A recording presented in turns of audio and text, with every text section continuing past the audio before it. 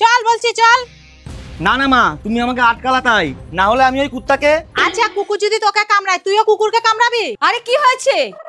গিয়েছিলা তো মায়ের কানের ডাক্তার দেখাতে, হঠাৎ করে কুকুরের পেছনে পড়লা কেন? আমি কুকুরের পেছনে পড়িনি, ওই মন্ডল বাড়ির ফরেনারটা আরেকটু হলে মায়ের পেছন দিক দিয়ে এসে কামড়া দিচ্ছিল। আরে মন্ডল বাড়ির ওটা বিদেশি কুকুর, ফরেনার বিদেশি মানুষদের বলে। ওই হলো। আচ্ছা বাদ দাও, ডাক্তার কি বললো? ডাক্তার বললো মায়ের নাকি কানের পর্দায় ময়লা জমেছে, অপারেশন করতে হবে। বৌমা আমার কি হবে? আমি তো অপারেশনে খুব ভয় পাই। তুমি কিচ্ছু চিন্তা করো না, আমি আছি তো, একটু দাঁড়াও। কিরে আবার কি করবে? কই মা দেখি কানের মাপটা নি। তুমি এই কাপড় টাপুর দিয়ে কি করবা? কেন, মাকে কানের পর্দা সেলাই করে দেবো।